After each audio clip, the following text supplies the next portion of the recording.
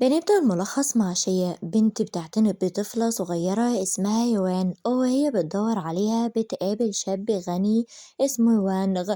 وبيكون ولي عهد لعائلة لي وبتفتكر إن هي عاصت هدومه آيس كريم فبتحاول إن هي تهرب لكن يوان بتكون معاه وبتنادي على شيا فبيروح عندها وهي بتحاول إن هي تهرب منه لأن هي عصت الجاكيت بتاعه وأكيد غالي ممكن يطلب مني فلوس وفعلا هنا المساعد بيعرفها إن تمن الجاكيت ده مليون فهنا بتتخض فيوان بتقوله إن هي فقيرة جدا ومش معاها فلوس فبقول لها خلاص أنا عاوزة أتفرج على المكان هنا وهعتبرك انتي الدليل بتاعي واتفرجوا على الملاهي وفي نفس الوقت يتفرجوا ويستمتعوا سوا فيوان بتطلب منها إن هي تعرف تنشل صح عشان عاوزة الدبدوب الكبير لكن مش بتعرف وبتتحرج وبتقول إن المعدات هي أصلا اللي بايظة وانغ بيطلع بيعرف ينشل كويس جدا وبيساعد يوان إن هي تحصل على الدبدوب أما شيا بتحس إن وانغ مألوف عليها لكن بتقول أنا من فين هعرف واحد غني زي ده فوانغ يقول لنفسه إن هو بقاله فترة طويلة ما شافش شيا وبيفتكر شيا لما إجت وادته المنديل يمسح دموعه وقت ما إجاله مكالمة إن والده توفى في حادث سير وهو جاي ياخده من المدرسة وشيا مديرها بيكلمها بيقولها إن في عميلة طالباها بالاسم لازم تقابلها وبتكون مونو الراقصة الرئيسية في فرقة سونغ خطيب شيا السابق ونعرف إن مونو جاية وبتقابلها عشان عاوزة تاخد يوان وتقولها إن هي كانت حامل من 8 سنين وإن البنت دي تقريبا تكون بنتها وعاوزة تعمل تحليل عشان تتأكد وإن هي تخلت عن بنتها عشان تقدر تحقق حلمها لكن شيا بترفض إن هي تاخدها لأن يوهان أصلا خايفة ومش عاوزة تروح معاها فموني بتقولها إن البنت دي بسببها خطيبك سونغ سابك يوم زفافك كنت بالفستان وهرب منك ويوان بتقولها أنا مش عاوزة أروح معاها وبعدين بنشوف سونغ اللي بيكون عامل حادثة وبيكون مستني شيا تجيله وتشوفه لأن هي بتحبه لكن هتحبك بعد إيه بعد أنت ما سبتها موني هي اللي جاتلك وهتهتم بيك وشيا تطلب من يوان إن هي تنام فبتقولها اللي أنا خايفة فغني له أغنية الرياح بتاعتك المفضلة فتستغرب هي ازاي عارفة أغنيتها المفضلة إن هي أغنية الرياح فبتقولها أنا جايلك من المستقبل وسونغ بيكون عامل حفلة كبيرة في فندق لعيلة ليه وعازم وانغ عشان يتعاون معاه ويكون ما بينهم شغل لكن كل الموجودين بيلاحظوا إن شيا موجودة خطيبته السابقة اللي سابها يوم الزفاف ونعرف إن شيا مصممة حفلات وإن هي شغالة في الفندق ده والبنات الموجودين بيضايقوا شيا وبيقولوا لها اللي هي المفروض كانت ترجع الأرياف واللي هي مفكرة إن هي هتقدر تضحك على شاب غني من دوره جديد وإن موني هي المفروض اللي تكون مرات سونغ فشيا ترد وتقول إن الأغنياء كلهم مقززين فسونغ يقول لها أنت قصدك مين بالكلام ده فيوان بتيجي وعضاه من إيده فيقرب منها ويقول لها أنا عارف إن أنت مش تقدري تستحملي إن أنا أكون مع حد غيرك لكن أنت مش تعجبيني فبتيجي زقاق وتقوله إن هي أصلا ما عادتش بتحبه وما بتفكرش فيه فبينفعل عليها فموني بتقوله سيبك منا كل واحد عارف مكانته فيوان بتقول اللي انتي فعلا مقززة ومقرفة وكلكم فتيجي واحدة عاوزة تضرب شيا بالأزازة لكن يوانغ هو اللي بيجي وبيحميها وبياخد الضربة على ايده وايديه بتتجرح وبتتعور وطبعا الكل بيتخض لما بيشوفوا وبيفضلوا يعتذروا منه وان هما مش كانوا قاصدينه وان كانوا قاصدين شيا لان هي بنت ريفية وبتتنمر وان هي عندها حساسية تجاه الأغنياء فبيطلب من المساعد بتاعه إن يلغي أي تعاون مع أي حد موجود جوه الحفلة وكمان صرغ مش بيقدر يحصل على تعاون معاه وبيمسك إيدين شيا وبيخرج بيها قدام الجميع والكل بيقول إزاي هي قدرت توقع شاب غني زي ده وبيكون قاعد معاها في العربية وهي بتضمد له الجرح بتاعه ويقول لها إن هي تعتبر نفسها مفصولة من دلوقتي من الفندق فبتقوله ليه أنا عملت إيه قال لها أنت هتكوني المساعدة بتاعتي الشخصية فبتحط إيدها كده بتقوله هو أنت سخن قال لها أنا مش مجنون وعارف أنا بقول إيه أنت من بكرة هتجهزي نفسك وتنزلي معايا وهكون انت المساعدة الشخصية بتاعتي فبتشكره جامد جدا بقولها شكرك وصل وجعتي ايدي معلش الفرحة مش سيعاني وتاني يوم بتروح مع الشركة وبتكون مش عارفة حاجة في أي حاجة فبيتضايق منها أو بياخد منها الملفات وهي تجري وراه وتفضل تجري وراه وتقوله طب اديني فرصة ويدخل هنا المكتب ويقول لها إن كل الملفات دي لمشاريع ولازم تفنطيها وتقريها كويس فبتروح كده وتستعد تتفاجئ بالمبالغ الكبيرة 20 مليار والتاني والتالت فبقول لها انت لازم كمان تقري كتاب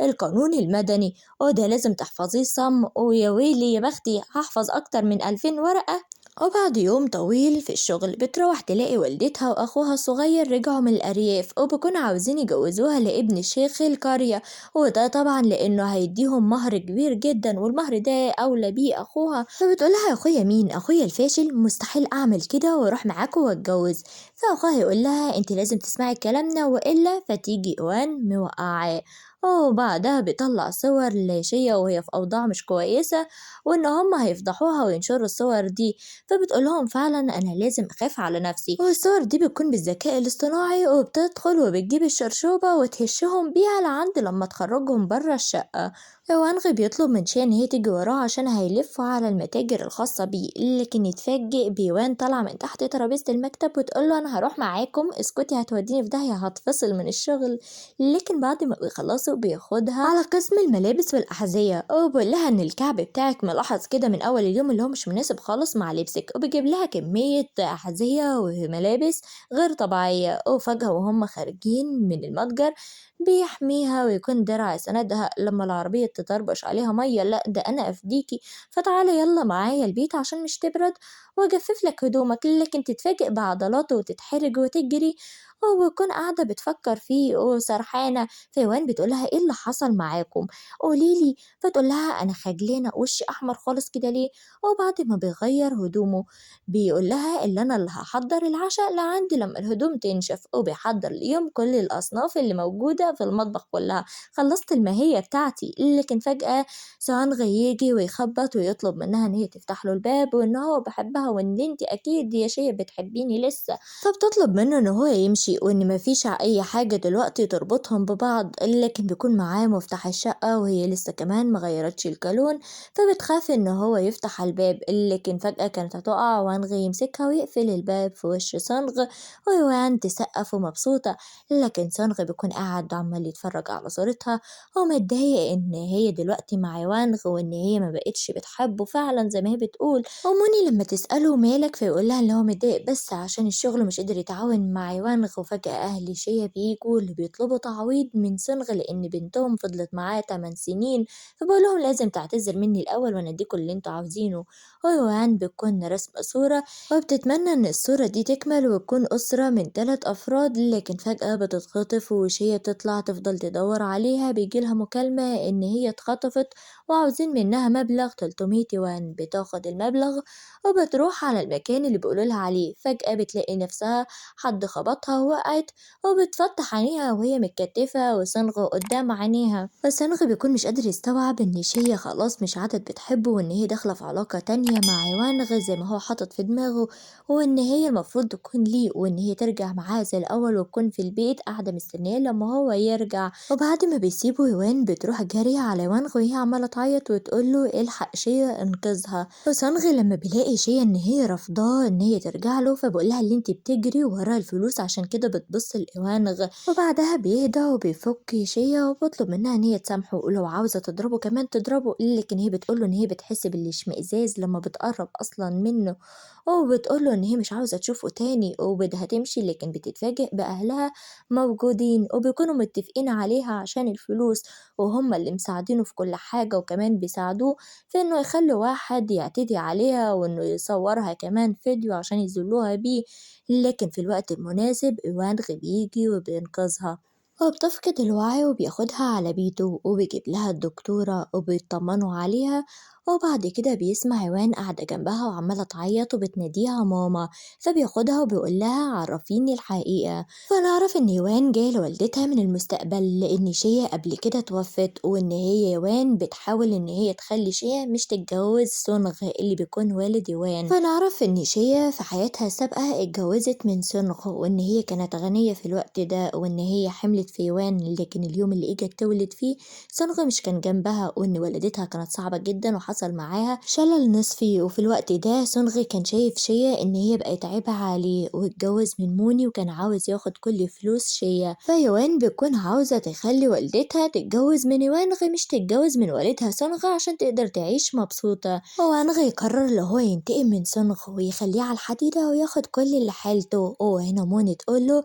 اللي انت دلوقتي ما عادش منك اي فايدة ومش انت هعرف استنفع منك باي حاجة، واللي احنا كل واحد يروح لحاله. فبيجي بيجي ضاربها بالعكاز اللي معاه وبيشوه ليها وشها، ونشوف شيا وهي عاجزة على السرير ومش قادرة تتحرك، وإن هي كانت بتتمنى تأمن حياة بنتها، لكن جوزها سونغ جاي وحاطط إيده في إيد موني وبيقولها تكتب له كل ممتلكاتها باسمه. فجأة تفوق من الحلم، وأول ما بتشوف يوانغ بتيجي حضناه بتكون خايفة وحاسة إن الحلم ده حقيقي، وبتقول ليوانغ اللي هي شافت كابوس. فوانغ بيهديها وبيكون بيهتم بيها وبيعمل لها كمان شوربة وبيأكلها وبيطلب منها إن هي تقعد كام يوم عنده كده في البيت. وفجأة يطلع لها المنديل اللي أول ما بتشوفه بتفتكر المنديل ده والوقت اللي هي ادتهوله فيه، فبقولها في الوقت ده أنا كنت معجب بيكي وبدور عليكي، لكن انتي كنت مشغولة بصنغ، لكن احنا دلوقتي لسه فيها وتقدري تحبيني. لكن بتكون قاعدة مع نفسها وبتفتكر لما كانت رايحة تزور صنغ وكان بيقول لصديقه إن هو اتجوز من بنت رفيع وإن هو بيسخر منها، فدلوقتي هتتجوز من ولي العهد لعيلة لي، مستحيل اللي أنا أحبه. وفجأة يرن عليها ويقول لها أنا مجهز لك الفطور وكمان هنحتفل بعيد ميلادك وتيجي لوحدك ما تجيبيش معاكي يوان.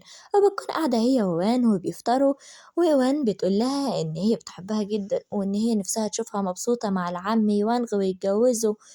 سونغ بقى مجرد إن هو متسول في الشوارع ومش لاقي أي حاجة كمان ياكلها والناس بقت بتقرف منه، وبيسمع مدير مطعم وهو بينبه على الموظفين بتوعه عشان يحضروا لعيد ميلاد شيا، وبيقول هعمل عيد ميلاد شيا النهاردة بالألعاب النارية عشان ترجع تحبني تاني. وشيا بتقرر اللي هي ترجع بيتها، وهي ماشية بتقابل موان اللي بيكون وشها خلاص اتشوه، وبتقول لها على اللي حصل وإن كمان السيد وانغ